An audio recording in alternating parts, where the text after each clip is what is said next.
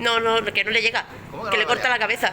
¡Ay, Hitler! Eso sería lo que escucharíamos por las calles en plena Alemania nazi, cuando ese señor, que es un pintor algo frustrado, caminaba por las calles. Como veis al fondo, vemos una simbología, la hepática, que todos relacionamos comúnmente con los nazis. Pero, ¿por qué? Estos señores se la inventaron, la cogieron, la robaron. Muy bien, vamos a ver un poquito. Para empezar, me presento. Yo soy Francisco Emilio y soy de la Asociación Juvenil Valhalla. Y vengo a presentaros, pues, dos charlas. La primera, vamos a hablar sobre la simbología vikinga, cuál es la correcta, cuál es la que ha sido robada. Y después, la segunda charla va a ser sobre la mujer en la era vikinga. Muy bien, así que vamos a empezar la charla diciéndole, bueno, ¿quiénes son los vikingos? A ver, los vikingos todos los conocemos, todos hemos visto de pequeños Vicky el vikingo, lógicamente, pero vamos a empezar con el tópico más típico, los cuernos. No llevaban cuernos. Bueno, algunos maridos y algunas mujeres tal vez, pero no son los cuernos de los que estamos hablando. Entonces, los vikingos poblaron la zona de Escandinavia entre los siglos 8 y 11. Es el resultado de la mezcla de dos etnias, el protogermánico, que era autóctono de la península escandinava, y los germanos, que emigraron hacia el norte. Muy bien, estos vikingos tuvieron un boom demográfico. Este boom demográfico se debió a el periodo cálido medieval, que fue un periodo de muy buenas temperaturas. Eso hizo que incluso Groenlandia fuera habitada hasta el 1400, 1500. Este boom demográfico, mejores cosechas, mejores temperaturas, equivalió en un aumento de la población, un exceso de población que, pues, que iban a arder, no se iban a estar ya aburridos, pues salieron a pelearse con los de fuera. No todos eran guerreros, lógicamente, también había comerciantes, agricultores, artesanos, había de todo. Y la sociedad vikinga era una sociedad piramidal, ¿vale? En el escalafón más bajo tendríamos a los thrall, que serían los esclavos. Esclavos que no son humanos, son objetos. Tú con tu esclavo haces lo que quieras. Fin. Después tendríamos a los kar, o hombres libres, que sería, pues, la población media. Ni eres rico, ni eres pobre. Tienes tu libertad y tú haces lo que te da la gana. Justo más arriba los jarl, que serían la nobleza, aquella gente que tiene dinero, tiene poder, tiene armas y se puede imponer con la fuerza. Y justo encima de ellos los reyes. Los reyes al principio de la era vikinga eran elegidos entre todos los jarl. Era un puesto electo y cuando moría se elegía a otro. Eso con el tiempo, con la llegada del cristianismo, los jarl más fuertes se impusieron a los otros hasta crear, pues, la dinastía vikinga. Tenemos que decir que hay una cosa muy importante, y es que la pirámide no es fija. Es decir, no estamos como en la sociedad europea medieval, que tú nacías campesino y morías campesino. Aquí no. Aquí es muy probable que si naces campesino mueras campesino, sí. Pero si tienes un poquito de suerte, puedes que seas capaz de subir de nivel. Para subir de nivel, pues tienes que tener tierra y dinero, básicamente. También de la misma forma puedes bajar. Si tú tenías tus cosechas y te quebrabas, te endeudabas, podías convertirte en esclavo. El esclavo de dos maneras.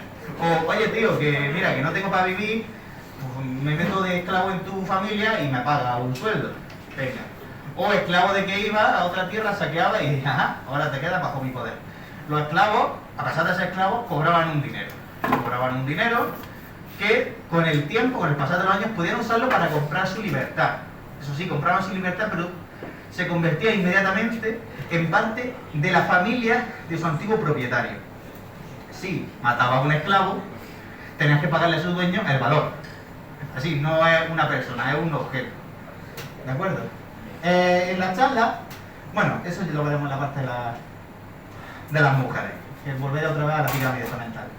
Vamos a centrarnos ya en los símbolos. Estos vikingos, durante toda la era vikinga, pues tenían símbolos que usaban en su día a día, desde en su ropa, en sus tumbas, en sus barcos. Yo me he tomado la libertad de clasificarlos en 4 tipos. Símbolos reales, Son aquellos que eran usados por los vikingos, fin. Símbolos reales, pero anacrónicos. Son los que a día de hoy decimos que son símbolos vikingos, pero que en realidad no lo son. Símbolos reales robados. Eso ya entrando en la época del pintor alemán y demás, que pues se apropió de estos símbolos. O símbolos inventados, pues son símbolos que no aparecen nunca y que de repente germinan en el siglo XX, por así decirlo. ¿Por qué vamos a hacer esta charla? Pues mirad, yo soy un recreador vikingo. Yo uso elementos de la cultura vikinga. Tengo, por ejemplo, runas tatuadas. Mi compañero tiene runas tatuadas. Pues en este PDF que podéis encontrar por internet simplemente escribiendo símbolos de odio, que está hecho por el subdirector de la jefatura de policía, ya nos dice que el martillo de Thor es un símbolo nazi. Y yo llevo martillo de Thor y no soy nazi, es algo de lo que yo recreo. El alfabeto rúnico, las runas son nazis, así, porque sí, ya está. Y como muchos otros ejemplos, que si runas, que si tal. Así que vamos a empezar con los símbolos reales, los alfabetos rúnicos, ¿vale? Voy a mostrar así un poco por encima todos los que hay, pero no me voy a parar mucho en ellos. Este es el footer antiguo, que este es el que se suele usar en las tiradas mágicas y demás, que no es de la era vikinga, es previo, ¿de acuerdo? Y como veis, estaba extendido desde Germania hasta la zona de Croacia, Inglaterra, Escandinavia. El footer que estaba en Escandinavia evolucionó al anglosajón, ¿vale? Que fue usado incluso en época cristiana. Después nos pararemos más en el anglosajón en otros puntos. Footer joven de rama larga. Este sí era el propio que usaban los vikingos, para ser exacto, los daneses, durante toda y que después evolucionó. Mientras que teníamos ahí el de rama larga, el de rama corta, significa que tiene unas cuantas menos de runas, era usado en la zona de Suecia y Noruega. Después, las runas que había en Dinamarca, pues ocurría un problema.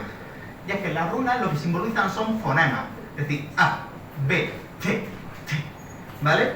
¿Qué ocurre? Que se dieron cuenta de que no tenían suficientes runas para escribir todos los sonidos que realizaban. Así que cogieron algunas runas, como por ejemplo la tercera, si os fijáis es igual que la U, pero con un puntito, ¿vale?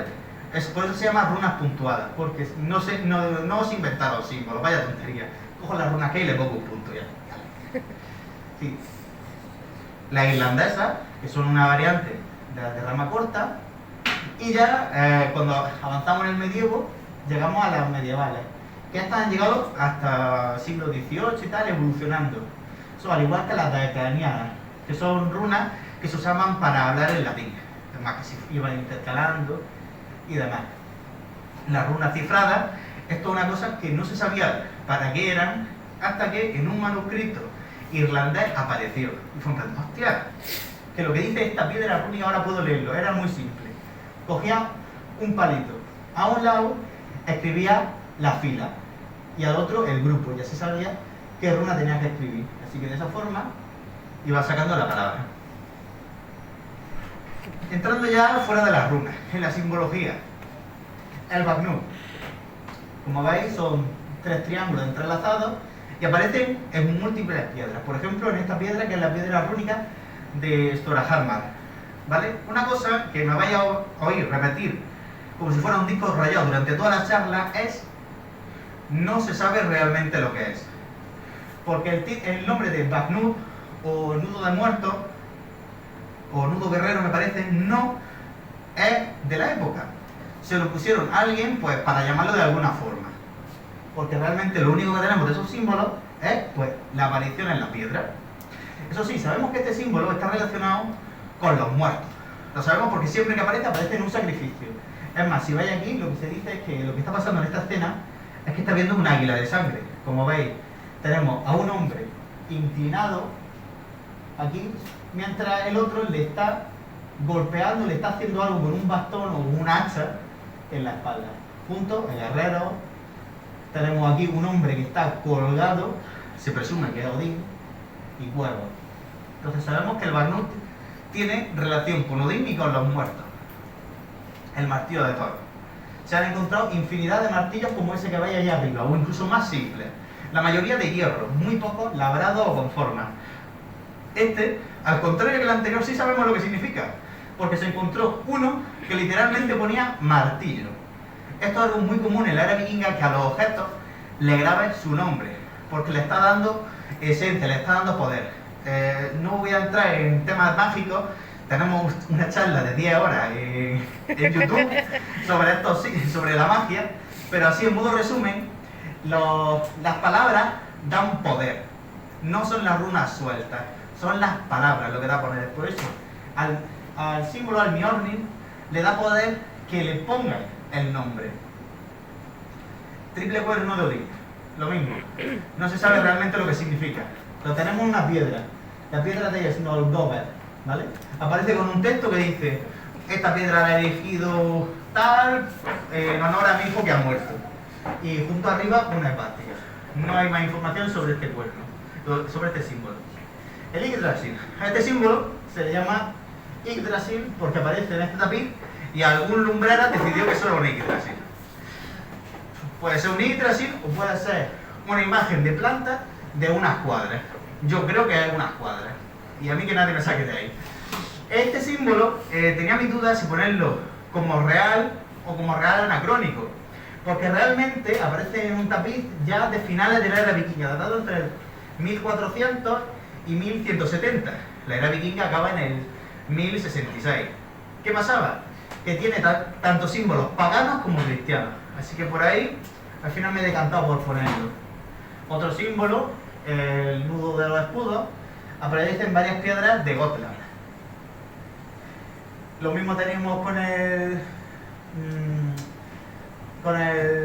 se me dio el nombre. Con el caballo de Odín, que es un caballo de 8 patas, que también aparece en varias piedras. Perfecto. Los cuervos, Hugin y Mugin. Lo sabemos porque lo tenemos acuñado incluso en monedas de la era vikinga. Que es raro que acuñaran monedas, la verdad. Otro símbolo, la máscara de Odín. Volvemos a lo anterior.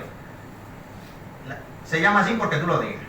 Porque Odín, que yo sepa, tenía un ojo, yo ahí le veo dos.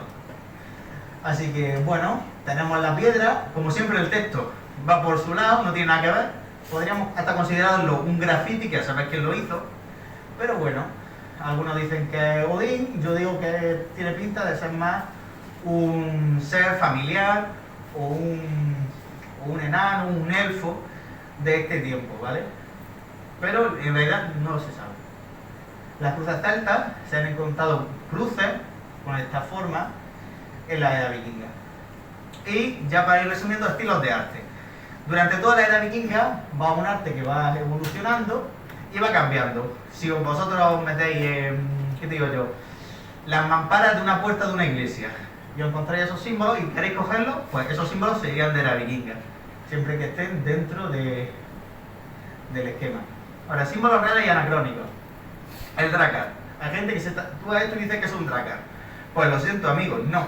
Tú lo que estás llevando es un barco del 1500 a.C., que es de cuando son datados los petroglifos en los que se basa ese símbolo, ¿vale? Filfot, un primo hermano de la esvástica. La única diferencia es que los países los tienen algo más cortos. Se sabe que es real, pero es muy posterior a la era vikinga. El Irminsul, mientras que el anterior hace unas cuantas imágenes del tapiz, os he dicho que ese Yggdrasil, yo diría que eran unas cuadras, este sí tiene más pinta de ser el Yggdrasil real. ¿Por qué lo digo? Mirad, eso que tenéis ahí al lado es de una estructura de piedra gigantesca donde los monjes cristianos eran un antiguo templo pagano. Para ocultar el simbolismo dibujaron el Irminsul inclinado ante un santo, ¿vale? Mientras bajan a Jesús de la cruz. Este Irminsul tenía varios nombres y uno es muy parecido a la palabra Yggdrasil.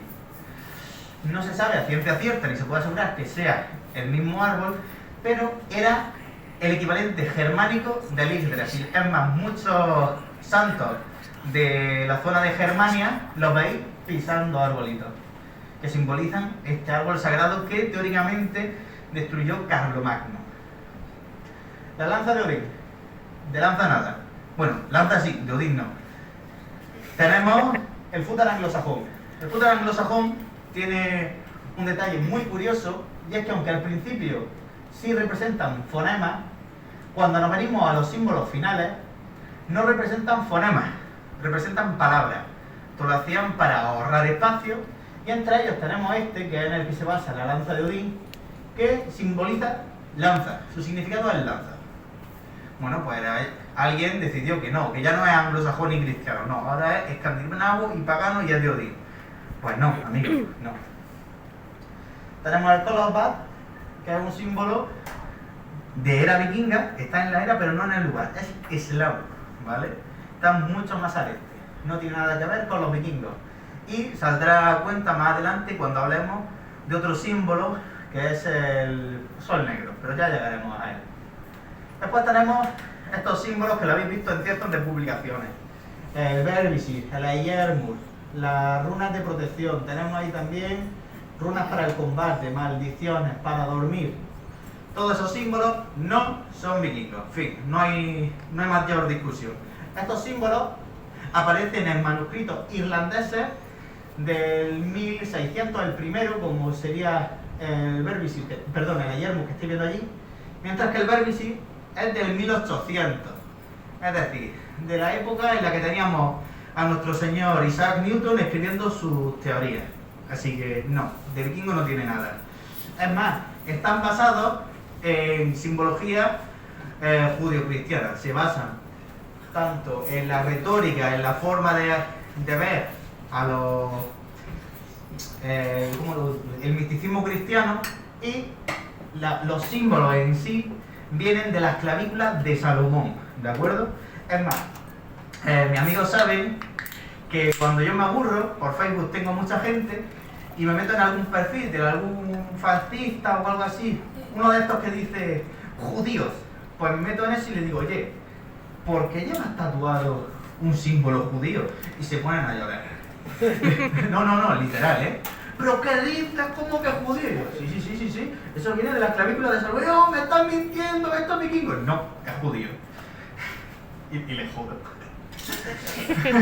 Qué malote. Ahora, símbolo real y robado. Muy bien. Tendremos la runa oval. Esta runa sería vikinga si no tuviera esas puntitas hacia arriba. Fue una modificación creada por los nazis y usada únicamente por nazis. Si veis a alguien que lleva esta runa, tenemos dos opciones. O es tonto y no se pone a buscar por internet, o es nazi. Mucha diferencia tampoco hay. De la segunda tampoco. La esvástica. Este símbolo es un símbolo que a mí personalmente jode mucho. El logo del Partido Nacional Socialista, y el más claro y el que todo el mundo asocia con el nazismo. Pero nosotros, como recreadores, tenemos un problema, porque este símbolo sí es de era vikinga. Antes hemos visto una piedra donde aparecía este símbolo. Es más, yo tengo aquí, por ejemplo, este cinturón. Este cinturón se llama de Tablet Weaving, que es tejiendo se hacen figuras geométricas. En este caso no lleva la esvástica, pero hay cinturones de este estilo que son preciosos, pero que llevan las imágenes de la esvástica. Entonces, si yo soy un recreador histórico, ¿por qué mierda tengo que dejar de usar ese símbolo que es de la vikinga? Tengo que dejar de usar ese cinturón porque unos gilipollas durante 20 años lo estuvieron usando. Así de claro. Yo, al César lo que es de César. Sea un símbolo creado por los nazis, perfecto, todo vuestro. Pero si no, a mí no me lo va a robar. Tenemos el Volsanger, que como veréis aparece en muchos sitios, es muy usado por los nazis en algunas modificaciones, que era originalmente un símbolo para cazar lobos. Perdón, un objeto para cazar lobos. No sé cómo se usaba, yo nunca he cazado un lobo, pero bueno. Y después se convirtió en un símbolo heráldico. Este símbolo es usado por nazis, como todos los que vamos a ver en esta categoría, pero no era no es exclusivo de ellos. Luego tenemos la runa antigua, la cual yo llevo tatuada aquí, un poco modificada con una Willow, que significa victoria. Pues los nazis, como no, la cogieron y se apropiaron de ella. En el manual que os he puesto al principio de símbolos de odio, esta runa es señalada como un símbolo que usan los nazis. Por lo tanto, si alguien ha visto ese libro y no sabe nada del mundo vikingo y me ve este símbolo, dice, ah, un nazi. Así de claro. Y me lo han dicho. Variante de la rueda solar. La rueda solar en sí no es un símbolo nazi, pero este tipo de variante sí es 100% nazi. Si veis a alguien con este, volvemos a lo mismo de antes. O es tonto o es nazi. ¿Vale? Apareció en la era, pues, en los años 30 del siglo pasado, usado exclusivamente por estos señores. Esa variante, ¿vale? La runa Sowillow o runa Sig, depende del alfabeto rúnico que usemos. Bueno, pues si entráis en Alemania con ese símbolo, pues os clasifican como nazis cuando realmente es un símbolo robado por los nazis. Es más, la runa antigua que llevo en el brazo es una mezcla entre esa runa y la Sowillow, que viene de otro manuscrito. Para ser concreto, esto es una Sigrune que aparece en la saga de... ¿cómo se llama? La de Brunilda. Sí. Exacto, en la de Sigurd y Brunilda. Es un hechizo que le enseña a Brunilda, la valquiria, a Sigurd, que es un héroe germánico. Esos son los símbolos que no son nazis, que no eran nazis, pero de los que se han apropiado del nazismo. Y ahora vamos a entrar con los símbolos inventados. El tapiz del destino. Esto no aparece en la era vikinga en ningún lado. Pero alguien ha dicho que es la unión de todas las runas y que tiene que ser vikingo. Vale, pues tú con tu tema. La cruz troll es un amuleto que se suele decir que se hacía de hierro y alejaba a los trolls y a los malos espíritus. Realmente, originario del 1980 de Suecia, que un herrero lo hizo simulando una runa y de ahí apareció esa teoría. Anterior a eso no hay datación de nada. La runa vacía o runa de Odín. Eso no es una runa porque no hay nada. Así para empezar. Eso se lo creó un señor que se llamaba Ralph Blum en el 1940-50 me parece. Y lo hizo trayendo la idea del tarot, ¿de acuerdo? Se trajo esa idea del tarot y convirtió las runas en un sistema de hacer tiradas. Todas esas tiradas, esos libros que encontráis por internet de cómo tirar las runas, todo eso suele venir sobre todo de Ralph Blum y esos son pajas mentales que tiene la gente. No existe, es más. Yo cuando voy por un río y veo muchas piedras le digo a mi amigo, oye, mira, un montón de runas todavía. Vale, este símbolo, que por desgracia lo llevo yo tatuado, eso de antiguamente, cuando no sabía yo lo que significaba, te lo vas a encontrar por internet como que simboliza el martillo de Thor. Bueno, ya me dirás tú de dónde viene eso. Que yo lo llevo tatuado y lo llevo mal tatuado. Pero eso, no se sabe a ciencia cierta de dónde surge. Pero ahí se lo cree la gente. ¡Ay, miento! Sí que se sabe. Perdón, he tenido ahí... Se sabe porque viene junto a este otro símbolo. Esto es la runa amor. Ambos son runas, pero no runas vikingas, son runas wiccanas. Estos símbolos fueron creados más o menos en la época de Ralph Blum por una muchacha que, dijo, hostia, pues si los vikingos tienen sus runas, yo quiero también mis runas. Y se creó, pero unas cuantas que simbolizaban cosas raras. Y ahí es donde entran estos dos símbolos. Son runas, porque su creadora las llamó así, pero no vikingas, ¿vale?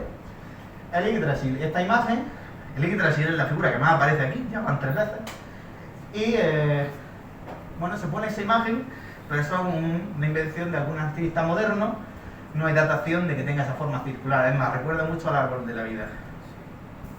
Las runas Armanen son un tipo de runas que fueron creadas por un señor que se llamaba Guido von List, que dijo que él, cuando se quedó ciego, un par de años o meses, dijo que Odín se las mostró. Y digo, sí, vamos, tú lo que es que te había fumado un buen pedo. Y este señor, yo desaconsejo mucho su uso por la ideología que tenía este señor. Simplemente si se lee el texto por encima, veréis que habla de las ideas ariogermánicas que están latentes en el espíritu. Eso se cogió mucho los nazis. Cogieron mucho de este hombre y este hombre estaba relacionado con ellos. Así que yo las prefiero dejar de lado, además que no tienen nada de vikinga. Las pindrunes. La mayoría de las pindrunes y más de este estilo, que te dicen esto significa esto, eso significa eso. Pues eso lo dirás porque tú lo dices. la mayoría que os encontréis por internet no tienen fuente. Sí es cierto que hay runas históricas, pero eran de una forma muy simple. Cuando se hacían grabados en piedra, te ponías a tallar y de repente llegabas al final y veías que te faltaba espacio para 2 runas. Y ¿qué hago? Bueno, las pongo aquí las 2 juntas, un poquillo de chapucero y ya está.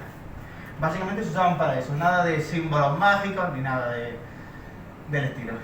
La esvástica circular o esvástica de Thule. Este símbolo es el que más me ha costado analizar porque he tenido que rebuscar por internet diciendo, bueno, hay cierto parecido, la esvástica es de la vikinga, vamos a investigar. Por más que he investigado no he conseguido encontrar nada donde apareciera este símbolo. Así que por ello lo he clasificado como 100% nazi, ¿vale? Este símbolo fue creado por la sociedad de Thule, que bueno, son unos frikis que tienen sus cosas. Aquí, por ejemplo, vemos los símbolos de los escuadrones nazis y veremos que aparecen muchos de los que hemos visto hasta ahora. En el 2 y en el 4 tenemos el Vorsanger, en el 8 tenemos la de Thule y muchos más que podemos seguir viendo, ¿vale? Y ahora vamos a hablar de un símbolo muy polémico, el sol negro, ¿de acuerdo? Que es ese símbolo que vemos ahí. Para empezar, este símbolo ha cogido ahora mismo mucho protagonismo porque lo están usando en el escudo del batallón Azov. Vemos ahí el sol negro de fondo con el Vorsanger, que es un símbolo que os he dicho anteriormente, que es bastante usado por nazis. Es más, 2 imágenes anteriores las podemos ver en el puesto 4, en el 38, me parece que tiene que estar por algún lado más, ¿de acuerdo? Pero no vamos a hablar del batallón Azov ni nada, bueno, después lo tocaremos un poquito, pero ahora vamos a hablar del sol negro. Sol negro, tenemos gente que defiende su uso, que dice que representa el sol más allá del sol, el sol que está oculto detrás del sol real. Esos son folladas varias, esos son restos del cristianismo que están intentando pasar con paganismo. El paganismo te atrae a la tierra, a la tierra, a lo que tú tocas. No te lleva a lejos, como es la cosmología cristiana, que tienes que ir al cielo, que es como va este símbolo. ¿Dónde surge este símbolo? ¿Y por qué es 100% nazi? Pues muy bien, la única representación anterior al fin del nazismo lo tenemos aquí, en el castillo de Weberburg. Fue creado por Himmler. Himmler compró el castillo, Himmler, el colega, y decidió pues poner un símbolo guay. Y hizo este símbolo que fue uniendo varias runas así, ¿de acuerdo? La unió, hizo este mosaico muy bonito y ese castillo se usó como una escuela de oficiales de la SS. No hay nada más de este símbolo. ¿Qué pasa? Que muchos dicen que se basa en este otro, en los discos decorativos de la cultura de Vilanova. ¿Qué pasa? Que esta cultura no es germánica ni de cerca. Aparece entre el 700 y el 800 en la península, en Italia, ¿de acuerdo? Estaba ya ofendido. Que se me ha ido ahí un poquito, ¿vale? No tienen nada. Es más, muchos dicen que es muy parecido. Sí, señores, pero es que podemos encontrar en el Báltica también en China, o en Japón, o en la India. Son símbolos muy fáciles de hacer. Es más, los arquitectos te dicen que tú cuando construyes edificios es muy difícil que en una planta no se vea la esvástica, porque simplemente con la unión de unos cuantos cuadrados ya te aparece el símbolo, ¿vale? Entonces no tiene relación, no hay nada que indique que estos discos fueron continuando en el tiempo hasta llegar a la era de los nazis. El nombre del sol negro viene de este libro, ¿de acuerdo? El sol negro de Stalin Lupo. De aquí cogen el nombre y de ese otro lugar el símbolo. Actualmente, ¿por qué han usado? Pues principalmente usado por neonazis. Pero aquí con este símbolo tenemos un problema. Y es que, como se ha mentido tanto sobre este símbolo, ya hay mucha gente que no tiene nada que ver con ambientes neonazis que lo usa. Yo, como he dicho antes, al César lo que es del César. La esvástica tú no tienes que usarla, gilipollas, porque esto es de la cultura vikinga. Este símbolo es propio de nazis.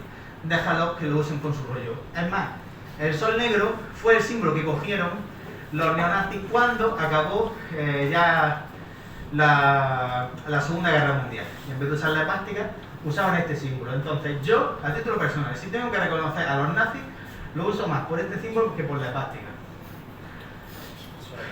esto sería, para acabar, la primera parte de la charla, que es sobre la simbología. Si tenéis alguna pregunta sobre los símbolos y tal, lo contestamos, hacemos una parada de 5 minutillos para yo poder beber un poco de agua y empezamos con la segunda. Así que ¿alguien tiene preguntas? Oh, por Dios, no todo a la vez, ¿eh? Sí, con el tema de las runas es que hay también runas íberas y las prácticas está entre ellas. ¿Hay alguna relación entre las runas íberas y las vikingas? No.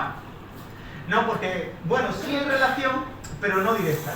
El problema que tenemos con las runas es que si vemos las primeras que aparecen, aquí, estas runas, las futas antiguas inician en el siglo III. ¿Qué pasa? Que las runas, si miras los símbolos, te recuerdan mucho a un... Tengo un vasito de agua. Perdón. Estas runas maman de la cultura latina. Es decir, gran parte de las runas están cogidas directamente del alfabeto romano.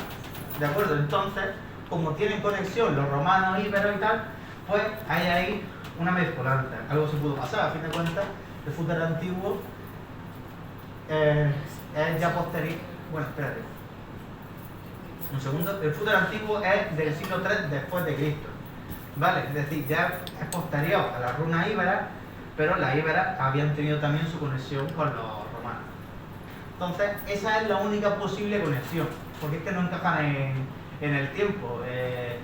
La cultura íbera y tal desaparece a finales del siglo II, I antes de Cristo, cuando ya cae Numancia, después Julio César termina con los últimos reductos y todo acaba con Augusto acabando con los últimos reductos.